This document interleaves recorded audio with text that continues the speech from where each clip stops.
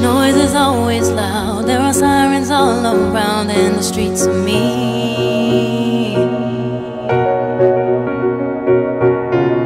If I can make it here, I can make it anywhere, that's what they say. See my face in lights, on my name a monkey's found down on Broadway. If it ain't all it seems, I got a pocket full of dreams, baby, I'm from New York. Concrete jungle where dreams are made of. There's nothing you can't do. Now you're in New York. These streets will make you feel brand new. Big lights will inspire you. Hear it for New York, New York, New York. On the avenue, there ain't never a curfew. Ladies work so hard. All right, so I just want to quickly welcome everyone to our, first ever web series with the UABPA Zoom Success Story Discussions.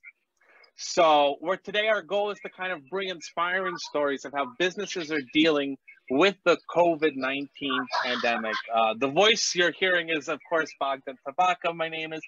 I am a UABPA board member and owner of Trudeau Marketing, and thus helping out with this. Today, we're excited to highlight a few of our members. So we have Jason Birchard, the owner of Veselka. You know, it's an iconic restaurant that's been in New York City for 66 years, and they're actually celebrating that anniversary. If anyone's been on 2nd Avenue in Manhattan, their vareniki are the best, and their borscht is even better. Today, we're going to be kind of also interviewing Jason with President, of course, UABPA, Ivana Lotushinska, a certified financial planner and a financial advisor at People Wealth Matters, LLC. I want to remind all of our viewers and panelists, there is a Q&A section from the Zoom link you are looking through, whether you're on Facebook and or on Zoom. Feel free to ask any questions, and we'll try to answer all of them at the end with a 5-10 minute Q&A session. So feel free to post your questions during discussion. We'll address them at the end of our discussion. Now, without further ado, I'd always love to start it up with our own UABPA board member, President, who's, is the genius behind all of this. She's kind of the starter. So, Ms. Ivana Lotushinska, I'll let you take it away. Hi, everyone. Hi, Jason. Hi, Bogdan. Thank you so much for this introduction. It's a beautiful Saturday afternoon, lunchtime. Thank you, Jason, for being with us today. We are proudly wearing our Vyshivankas to honor Vyshivanka Day today. So I am happy to see your Vyshivanka as well as Bogdan's, and sharing mine. And of course, I wish we could have our discussion under different circumstances, but it is what it is. We have to deal with the COVID-19 crisis, and welcome everyone who joined us today to watch the webinar. So we have quite a few questions for you, Jason. Again, thank you. And let me start just by asking you about your restaurant. I know it's celebrating 66 years since its founding. So even though we can read about Veselka restaurant history online, but if you could share some of that story, that history with us right now, that would be wonderful from your perspective. Sure, I would love to. First, let me thank you for having me be part of this conversation, and as well as being a supporter of UABPA. I'm very thankful for this opportunity and for you to inquire about what's happening here at Veselka. As you mentioned, Veselka is celebrating its 66th anniversary. I'm a third-generation proprietor. My grandfather, Volodymyr Domrachwal, a patriot of Ukraine and one of the founding members of Plost, New York, here in New York City. immigrated here in the early 50s, and it was his dream to spread and cultivate Ukrainian education, culture, language, as well as the Plast Scout Foundation.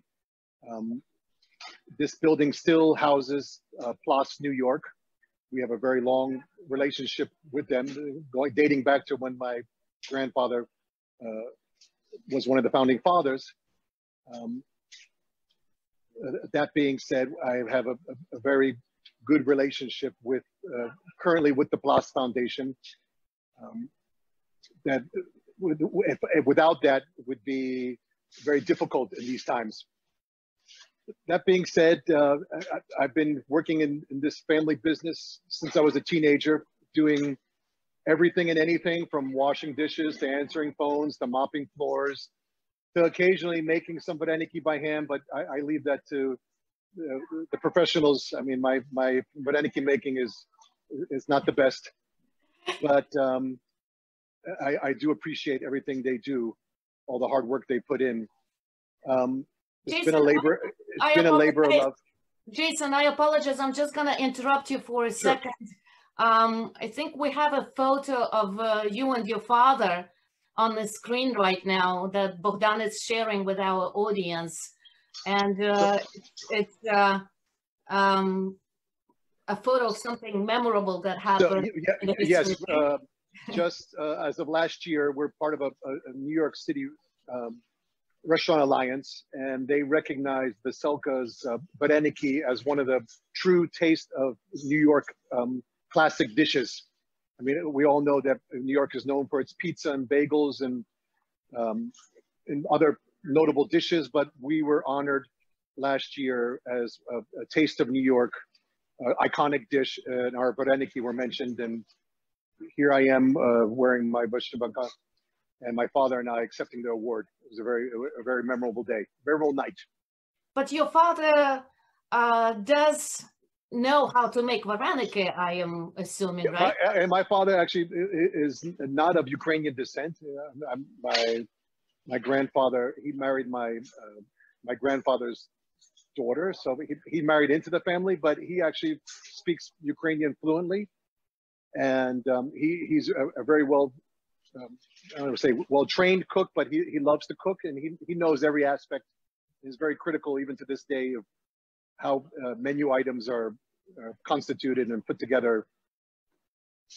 So I'm very thankful for his expertise.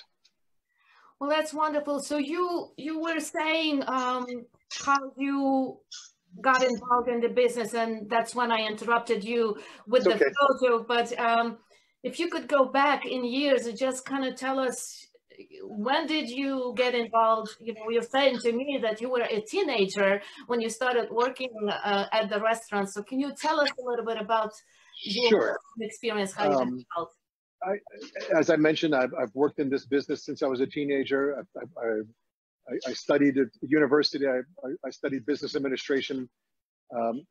Honestly, not with the prospect of come back into the family business, but realizing, studying at university finance, that it was not my cup of tea, that I found myself more of a people person. And with my experiences working as a teenager, I thought maybe after graduating university, my father gave me the opportunity to come work with him. At that time, Veselka was not a 24-hour operation. We would still close at approximately 11 or midnight on weekdays, a little bit longer on weekends. So one of my first pet projects, we had come to the conclusion that there were a lot of people on the streets, especially late at night in the weekends here, a lot of bars and clubs, with the various universities, NYU, Kerper Union, School of Visual Arts. There was enough traffic to justify being open. So I took it upon myself to staff and work those overnights in the beginning, the weekends. That was in 1990, and it was very successful, I have to say. I mean, who doesn't love a good plate of vareniki or borscht at 4 a.m. for that craving after a long night out? So Jason, I'm sorry. So when did you open up for 24 hours a day? When did that happen? So for the overnights, for the weekends, we did that in early of 1990. And by the spring of 1990 as well, it was first 3 months of 89 and 90, or actually 90, 91. And then the spring of 91, we did full time, 7 days a week, 24 hours. Again, my pet project, my father had said, okay, if you think we can succeed that, you will manage it. And I worked those overnights for the first 6 to 9 months, if I recall. Being a young guy out of college, I thought I could do it. It definitely, it wears on you, but I saw that there was potential there, and it was very successful right out of the bat, right out of the gate. And when did you become a sole owner of Veselka? So you were a co-owner, and going. I had a very minor stake early on, as my father has aged and become closer to retirement. We have come to an agreement where he's stepping back, and I've just as of this past January, I've become sole owner of Veselka. Well, in 2019, I've seen that there was a lot going on as far as promoting the brand, being more visible. Many people know about Veselka. Every tourist, I think, knows about Veselka by now. Can you tell us about some of those projects that you implemented, some of those steps that you took as soon as you became a little bit more involved, and how did that help develop the brand and the business overall? Sure, I'd love to. It's actually been not just last year, it's been probably the last 5 years. We've been formulated a strategic team. I've got several consultants, one being a Ukrainian chef that was working with me at a previous, one of our satellite locations, Veselka Bowery, which has come and gone, Olesha Lu, as well as some other food consultants that have been very helpful in expanding getting my brand out there to other locations. We first started with some holiday markets here that are offered at different times of the year. The most popular one being Bryant Park Holiday Market, which is behind the main library and 5th Avenue and 42nd Street. The last few years, we've done the Union Square Holiday Market, which is a little closer home. And we've been very fortunate with various TV plugs. I mean, we'll get into that a little bit later, but the catering has become a very big business here in the New York City food scene in regards to office meetings and office caterings. And I would only get a handful of those just as of courtesy calls, in terms of maybe a Ukrainian on staff that wanted to they had a specific ethnic day that they wanted to bring some vareniki in. But working with some consultants, there are a lot of third-party outlets now that cater to offices. Some of them might be familiar with something called Zero Cater, Cater to Me, Food to Eat. These are third-party platforms that administrative assistants can just go out there and find our menu. And I think we're the only Ukrainian / Eastern European options that are out there. And you can only have so many tacos or pastrami sandwiches. And I think people like to have a good, soulful, homemade borscht and vareniki go a long way. So that's been very, very helpful in terms of getting my brand out there. I do I am actively involved on social media. I mean, Facebook has now, with Facebook for Business and Instagram for Business. I mean, I have a large following there. So I mean, we constantly monitor that and constantly give feedback to that. So that being said, I think I've been very fortunate in working with key people that have guided me along those routes to get my brand out there. So you do work with the consultants who are helping you with your marketing efforts, helped you to put your brand out there through social media. You have a dedicated. I do. I can't. I am a micromanager of sorts. I like to be hands-on, but in this type of business, and you have to. I'm learning to delegate and to bring key people in to help strategically plan instead of, you can only do so much in a day, but you have to think forward, and we'll get into that. A lot of forward thinking has to be thought out now going in this crisis. Well, Jason, you were one of our sponsors for the event that we had at the Ukrainian Institute in February last year. It was called Hourglass Success Story. We have a photo of you and your chef, Dima, at the Ukrainian Institute, where we had a presentation of our member, Leonard Mazur, and Yaroslav Ashnuk, the CEO and founder of HQ. So here you go. Great photo.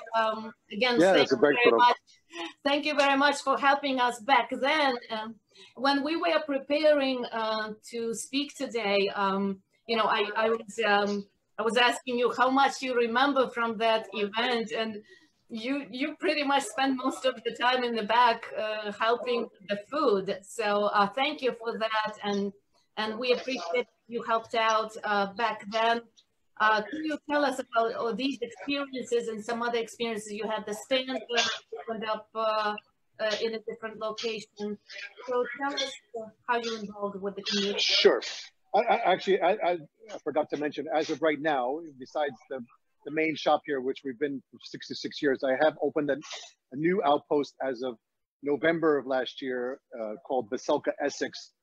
It's located down at Essex Crossing. It's a new complex similar to Chelsea Market or Hudson Yards, where there's a variety of different food vendors, a multi-cineplex, multiple food vendors that's selling from a butcher to fish to coffee, similar to, again, like I said, Chelsea Market.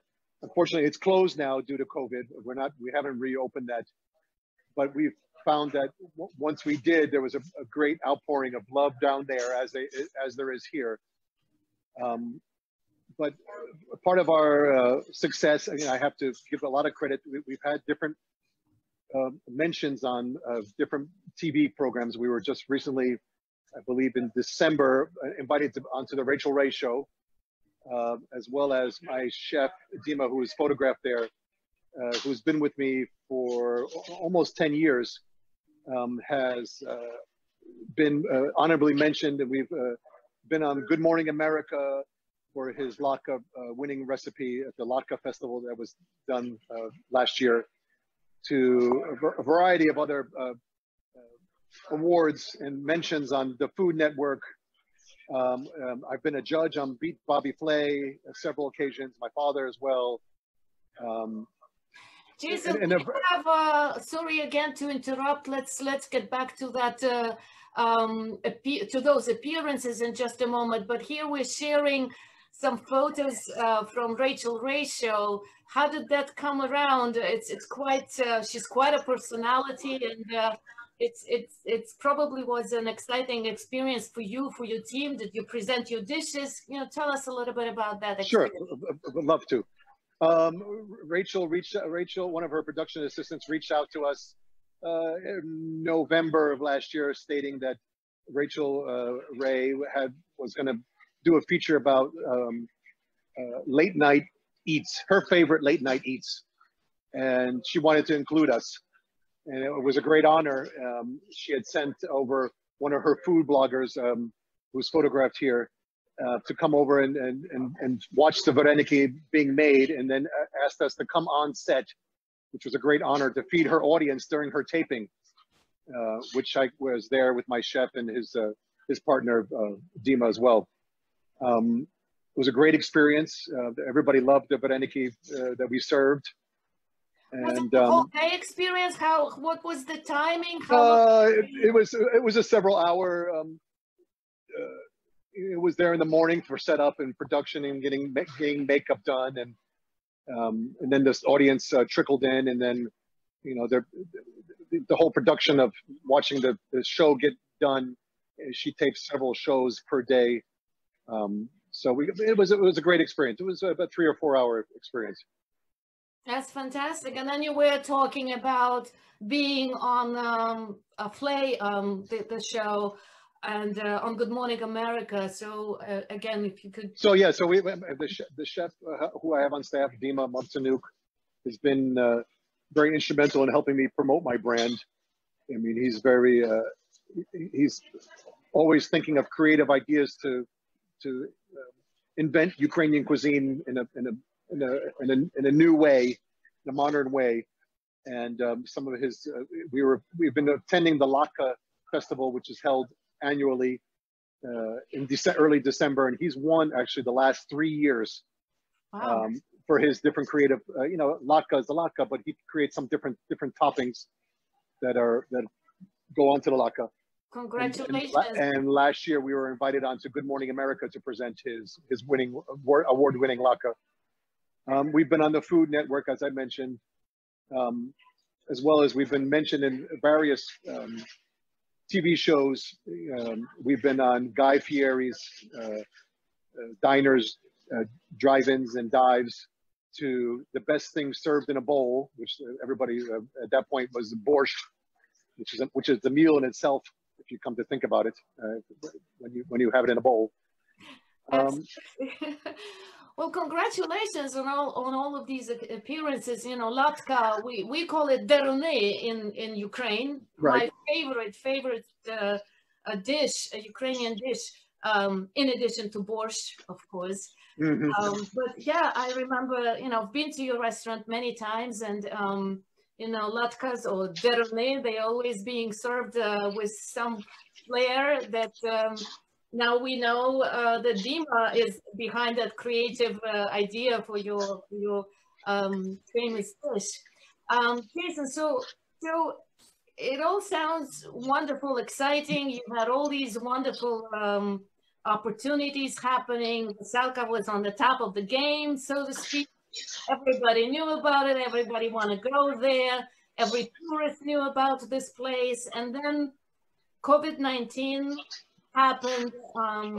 What happened? How did this happen for Veselka, for you? If you could share that experience, sure, please. I think it's been an experience for all of us. No one really knew what to expect. I mean, we saw the signs coming out of China in January and February, the shutdown that was happening in Wuhan, and then the inaction of our government in late February, and it was only until March where it expanded into Europe, and they were sensing that this was going to affect. It was only a matter of time before it affected the U.S. And New York being the epicenter of the U.S. and the major airports here, and following guidance from our state government, it was not until mid-March where they started raising alarms and Jason, asking. I'm sorry, quick question. So when did you personally kind of started feeling concerned and kind of anxious about what you were doing? Early March, when we started to hear that it was expanding through Europe rapidly, and that it was just a matter of time before it was going to happen here. I started to think down the line. If this were to make its roots in New York, what would I do? And my first thought process was, I'm going to try to make the best of it and try to operate within the guidelines that were dictated by the government. But as it rapidly increased, and our state government had told us that, it was very quickly that it went from 100% occupancy to 50% occupancy. I noticed a drop off immediately, and then started, strategically thinking that if this were to continue, that I would need to close indefinitely. It's a very difficult decision. But shortly after, it was, I remember the day now specifically, it was Monday, March 15th, that our Governor Cuomo had decided that all in-house dining was to cease, that you were able to operate as a takeout and delivery business. And I did for 2 days longer, actually 3 days longer. But after the third day of doing that and seeing the tension that was being felt and the stress level of the staff that I had here, and my own personal stress level, I made the conscientious effort or decision to permanently close indefinitely. It was a very difficult decision. I mean, the last day I was here with the chef, you know, just kind of closing the place up. It was very emotional. We had tried to put, you know, salvage what we can in terms of freezing any perishable product. But I knew deep down it was the right thing to do. Personally, that night I went home mentally exhausted, and as I got ready for bed, I began, believe it or not, to come down with the beginning symptoms of what I now was told COVID-19. Thankfully, I had a very mild bout of it. I mean, I recovered fairly quickly. I mean, I had got confirmation through, I was unable to get tested and I was unable to go to a doctor. I had a teledoc appointment, which is a video chat like we're doing now. Based on my describing my symptoms, they had said, you have to assume that you're COVID positive and to quarantine yourself. I was scared. I won't lie to you. What symptoms did you have when? I had mild fever. I was starting to come down with a dry cough. I was lethargic. I wasn't sure if this was something related to, you know, just being mentally drained from worrying about what the future of the restaurant would be. But it was something I'd never felt, and that this lingering, ongoing slight fever would always come about, even every 4 hours, even after I took the prescribed Tylenol, which I was told to take. But that was basically it. I mean, I didn't have any of the major symptoms. My breathing wasn't affected as, you know, like I said, I had a cough. And I came over it pretty quickly, but what was the most telling or most difficult thing for me was that my wife came down with it a week later, and she had come down with it every major symptom related to COVID, from everything from fever to chills to body aches to loose bowel movements to pink eye. I mean, everything. How long did it last for her? How is she feeling now? It affected her much longer, almost 3 weeks. And at that point, when she was diagnosed as COVID positive, I was released from my quarantine, and we were able to be quarantined together in the apartment. But I have a 9-year-old daughter, and thankfully she has been very resilient, and we've been very safe, and she has shown no signs of it. So we both now have recovered fully. It's been over a month. She's been tested for the antibody, which she got last week, was positive. And actually, I just got my positive antibody test today. You just did it, showing that I've had it. Okay. So whether that's a good thing or bad thing, I don't know. I mean, who knows? There's no long-term studies about how, if you will be immune from it. A part of me feels, I feel happy to know that I was, and I may have some immunity. I'm still being very safe in regarding to wearing a mask and gloves.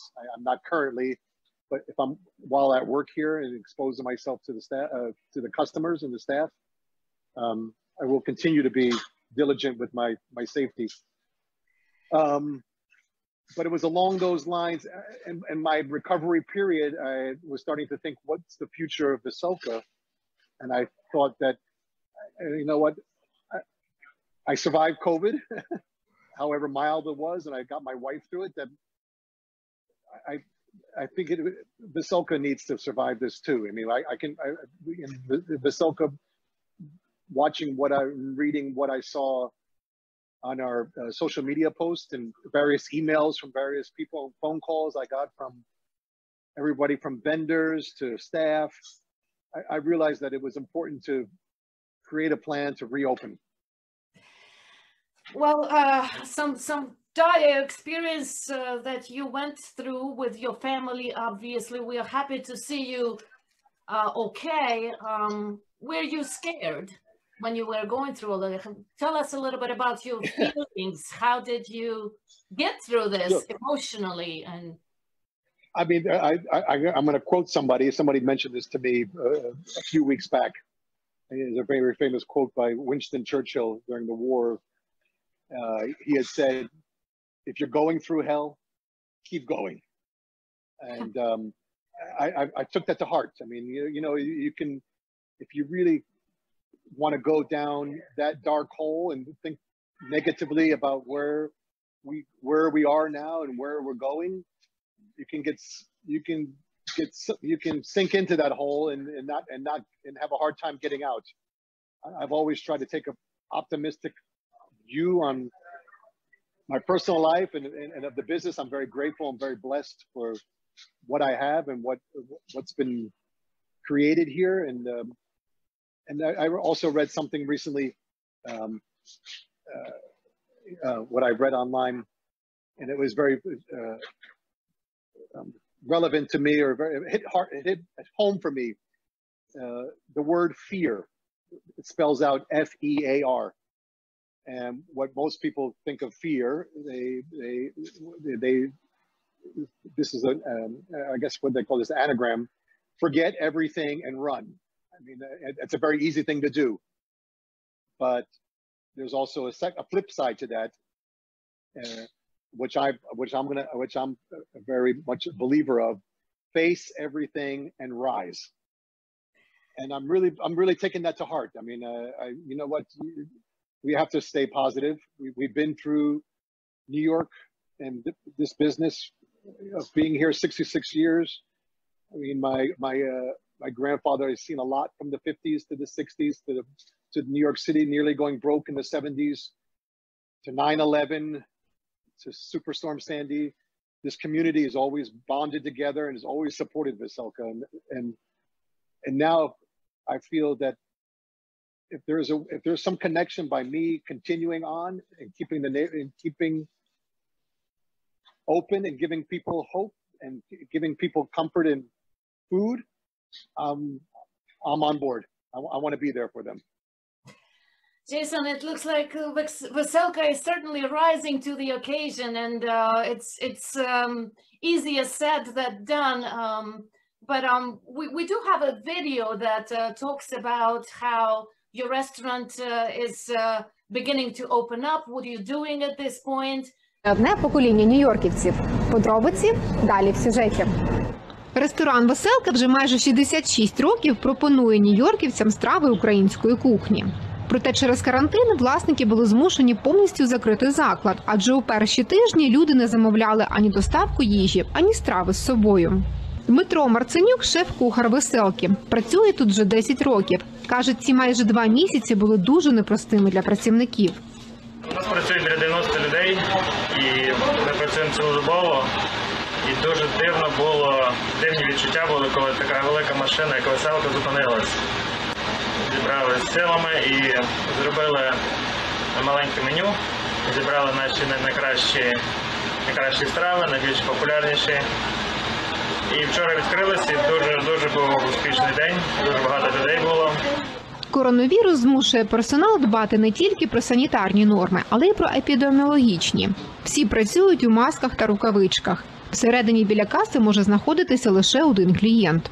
Оскільки кухня працює в обмеженому режимі, заклад пропонує борщ, курячий суп та грибну юшку. Окрім того, кожні 3 години готуються деруни. З 10 видів вареників залишили 5. Також незмінні в меню – голубці. Закриття було непростим рішенням, тому я дуже пишаюся тим, що ми відкрилися та подаємо нашу домашню українську їжу, вареники, борщ нашим усім постійним клієнтам.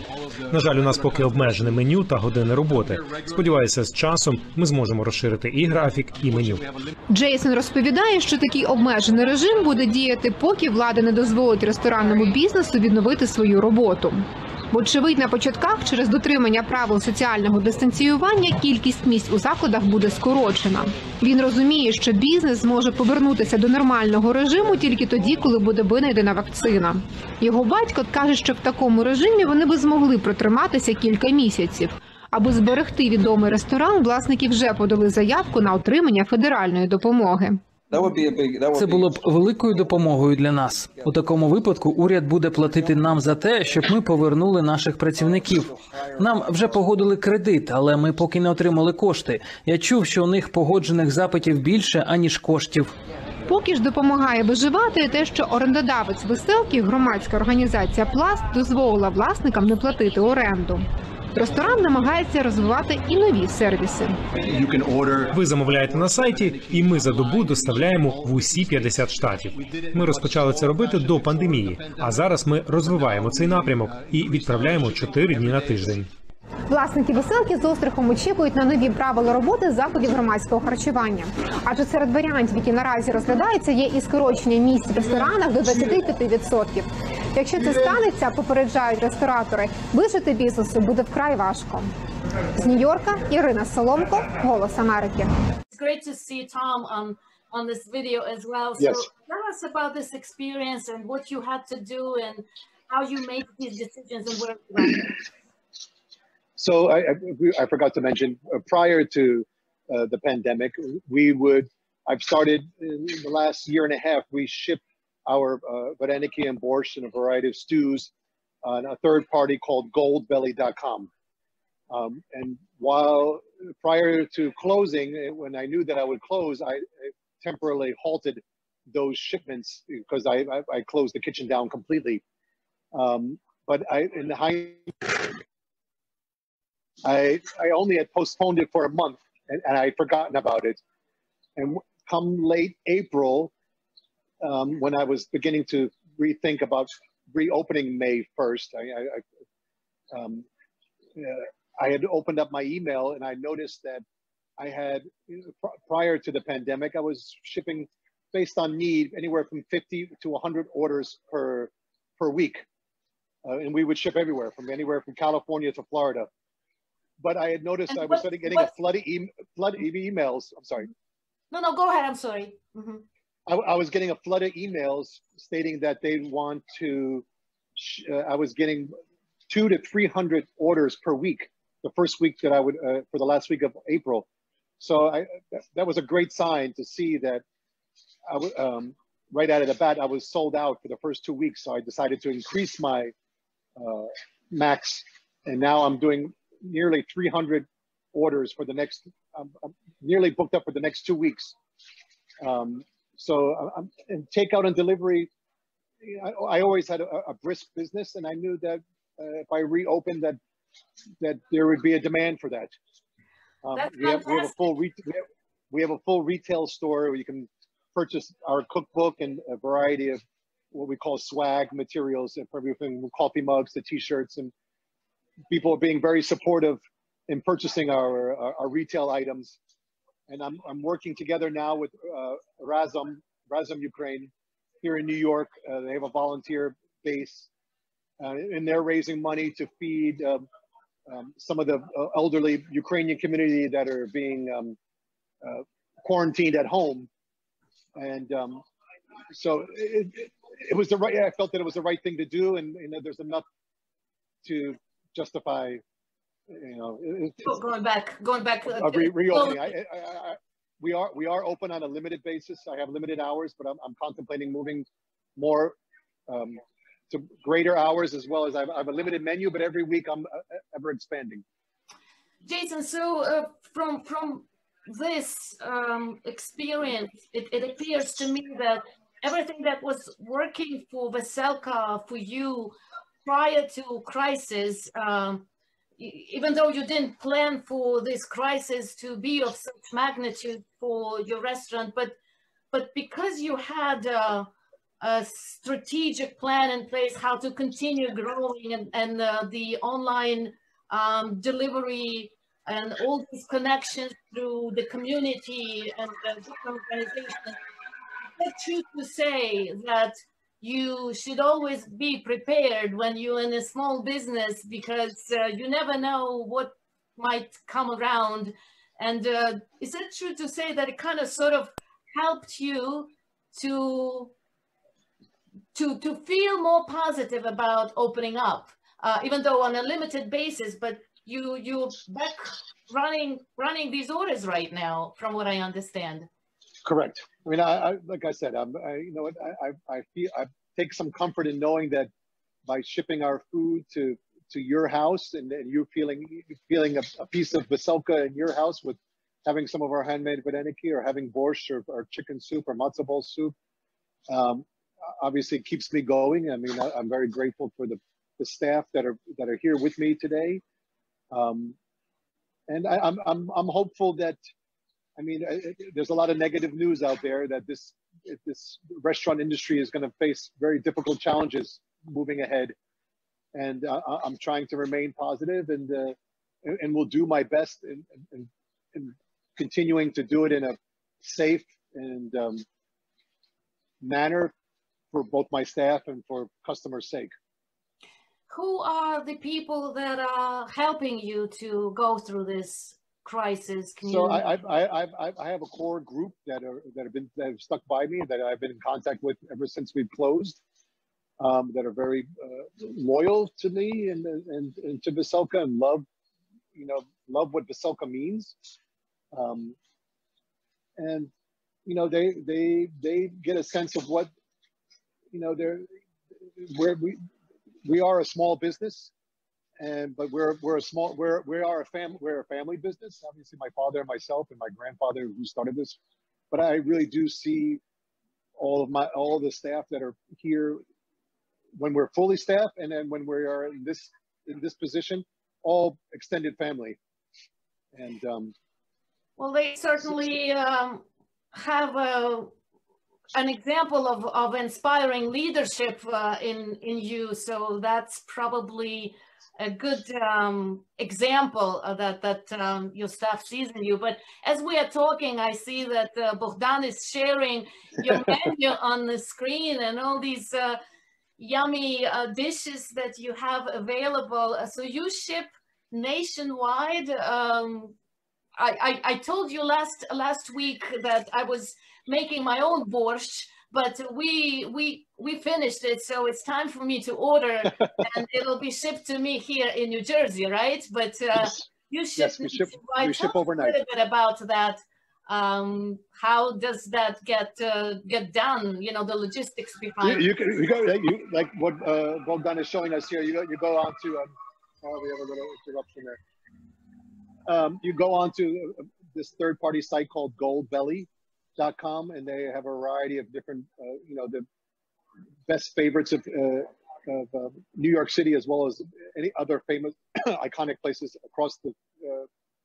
Just Google us on Veselka on Goldbelly, and you can find all our delicious foods here.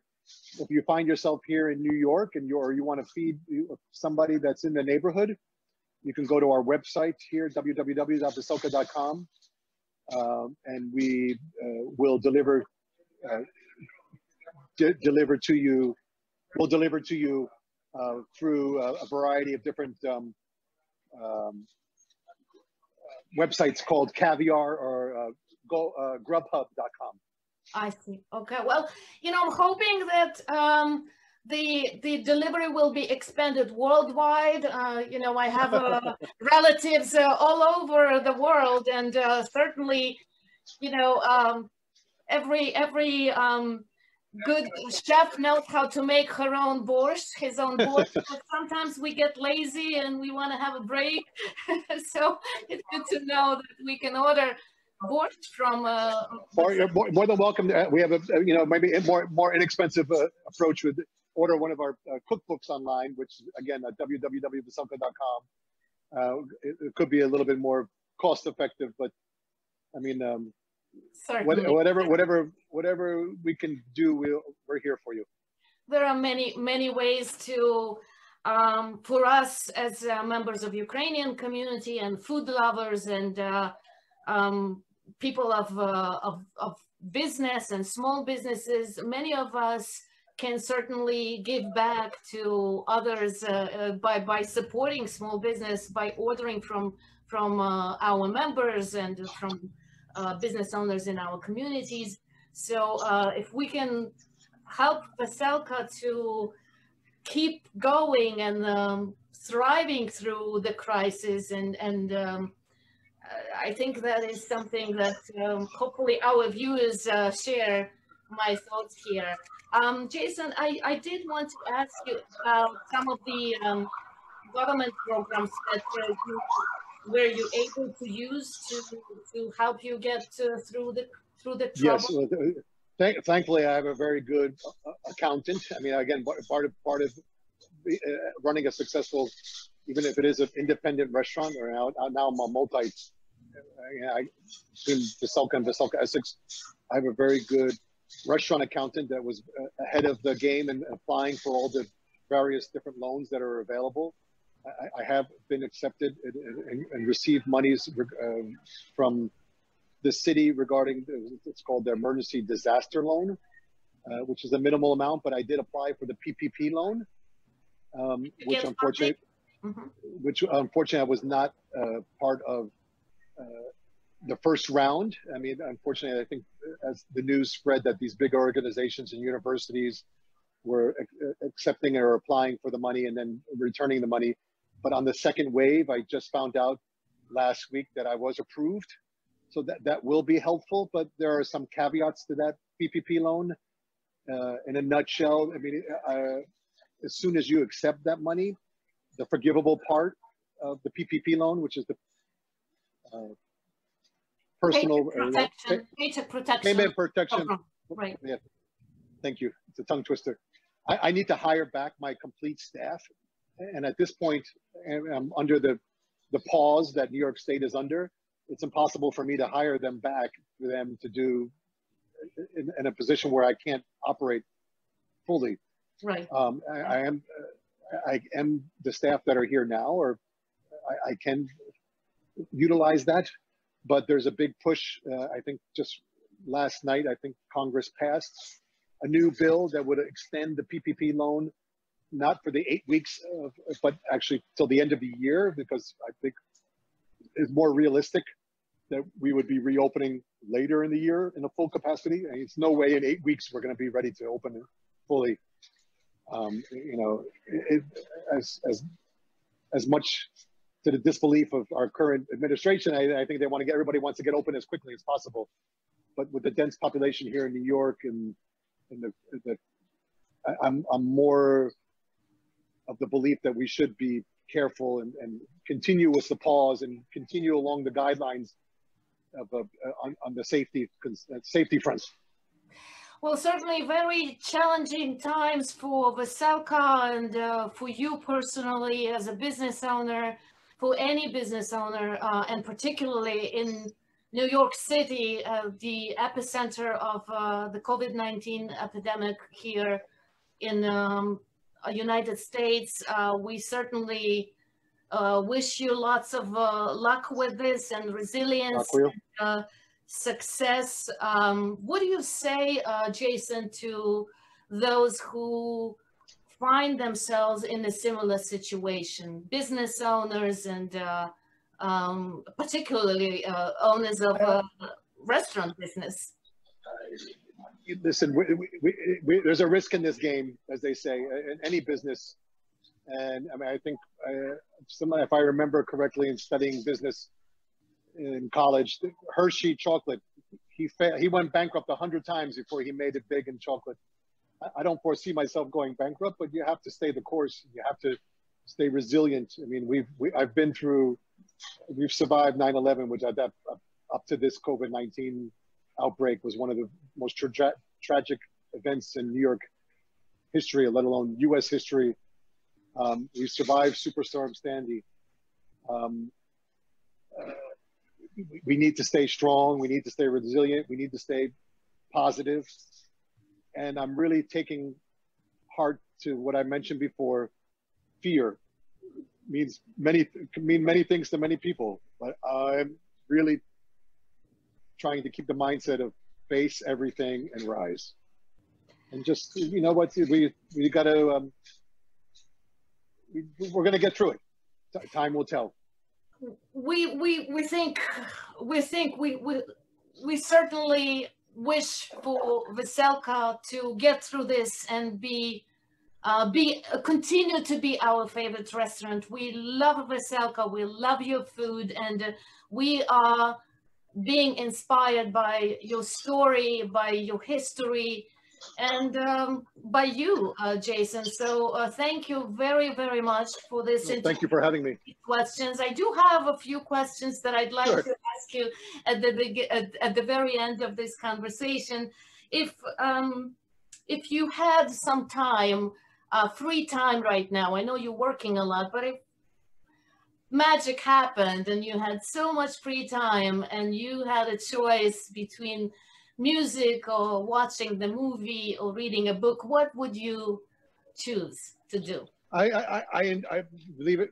To be honest, I love all those pastimes. I would try to make time to do a little bit of both, but honestly, I had a lot of time during my downtime, and I always enjoy a good read, you know, inspirational,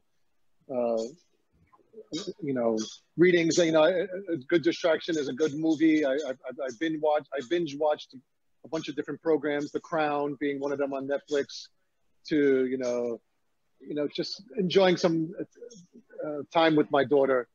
You know, with family is important. But yeah, I'm of the mindset now of just trying to push Veselka to get us through these times. Your daughter is only 9 years old, and she's obviously staying home, and the homeschooling and running the business, and you guys going through, you know, the illness. It's a lot that you have to deal with. So how do you relax through? You know, it's hard. I won't discount it, but they're very supportive. My wife and my daughter are very supportive of me, and they understand the situation. And we're making the best of it. Like I said, we're trying to stay positive, and I'm trying to make time when time permits. Jason, what is your favorite food? I mean, somebody asked me recently. I was quoted, you know, after reopening, what did I miss most about Veselka? And I said, you know, I was a daily consumer of our borscht. I mean, it really does have really healing powers. I mean, the borscht here is something I miss dearly. But if I were to, my favorite food outside of Veselka is, I love sushi. I love fresh fish. So I love, I'm sure many of us do, but that's my go-to when I'm not here. Coffee or tea, Jason? Avid coffee drinker. I have to have a cup of coffee several times a day. I mean, it's just who that keeps me going. But what about whiskey, wine, water? What do you prefer? I love them all, but if I were to choose a nice glass of wine at the end of a long day is always comforting. Jason, if you were to choose a different career in your life, what would that be? You know, that's a good question. You know, I've always found myself surrounded by people and working with other people and working with different people and putting a team together. And it drives me every day. But if being involved in the middle of New York City and the epicenter of the world, I sometimes think that what would I do in another life? I have a fascination for the ocean. I love the ocean. I had a period of time in my life that I lived in Hawaii for a few years, and I learned how to scuba dive, and I instantly loved it. And I would always have, whenever I have an opportunity to go on vacation, I would make it go to a place where diving was available. So if I were to maybe choose another career, I would maybe become a scuba diving instructor, teach other people how to scuba dive. How to scuba dive. A little bit out there, but well, I'll be the first one on that list, I hope.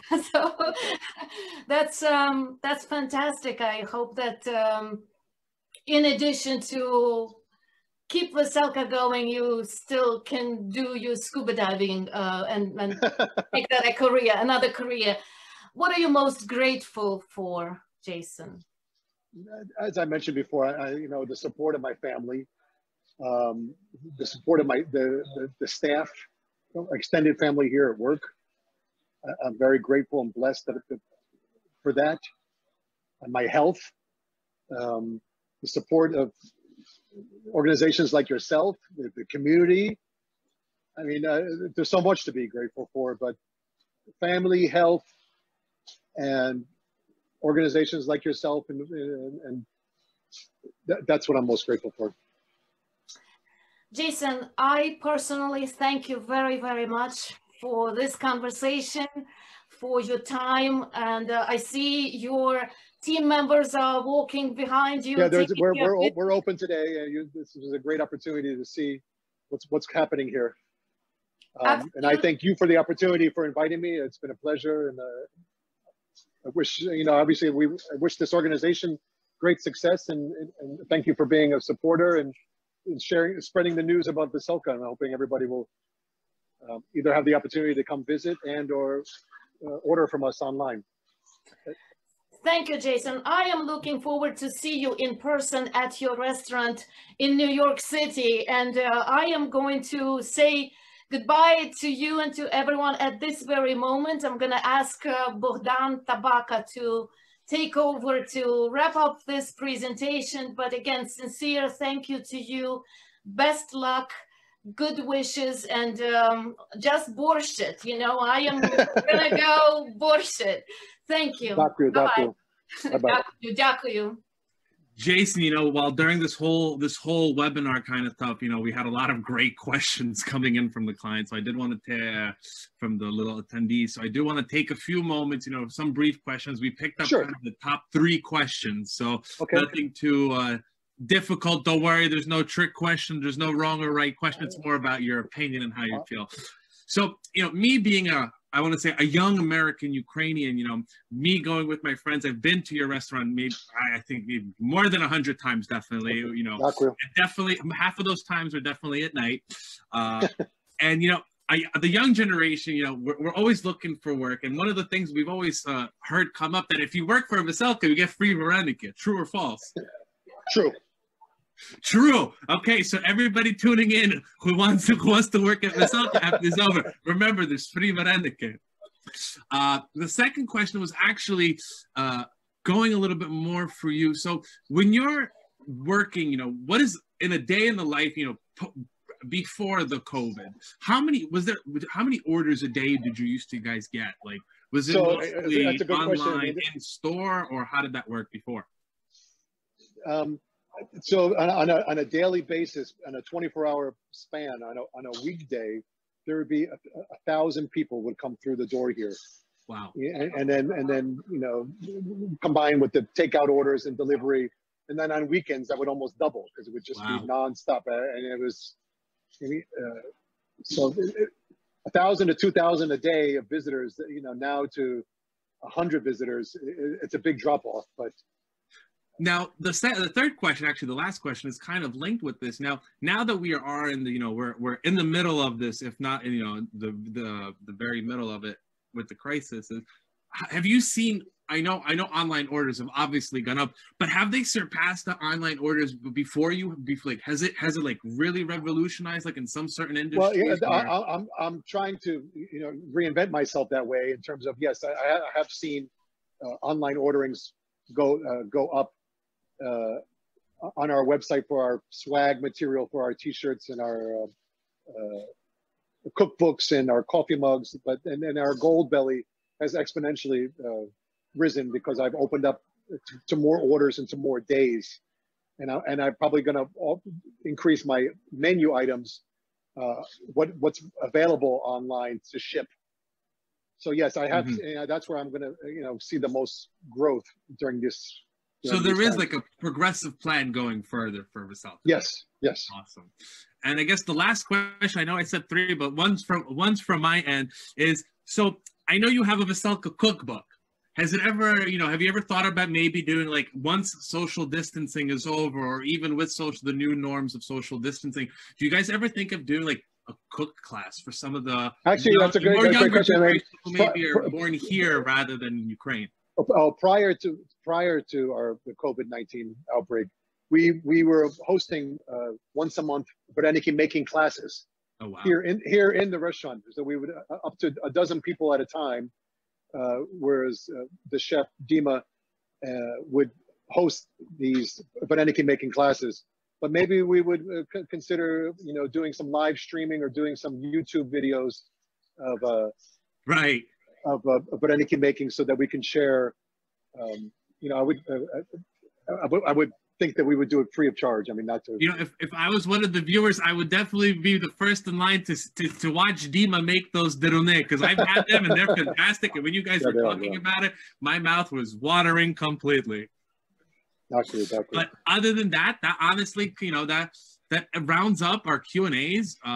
I want to thank some of the audience members for being such an awesome attendees, asking those supportive questions. Miss Ivana, I want to also give you a personal thank you for organizing this, getting this kind of together, helping UABPA out, as well as our members. Jason, of course, thanks are not enough for what we have to say to you. Thank you for supporting the community around you. Thank you for supporting UABPA as a whole. And I guess to finish off our webinar, if you had one, phrase or one slogan from Veselka to the community, what would it be? I mean, I really like the one that I mentioned earlier. I mean, in regards to, if you're going through hell, keep going. I mean, we all are in some facet. Don't stop and ponder, and don't stop and get sucked in. Let's just keep moving ahead and think positive. Right. And there's also another expression: better days ahead. I'm a big believer of that. Right.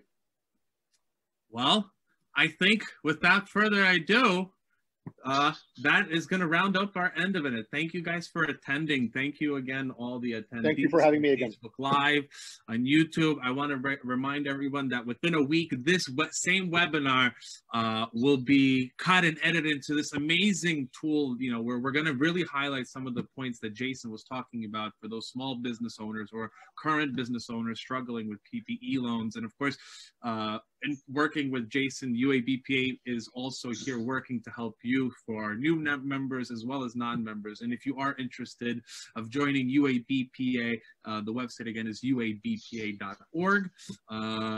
And I believe that's it for us today, guys. Thank you. All clear. Thank you. We'll talk to you guys soon. Have a great day, everyone. Thank you. Thank you.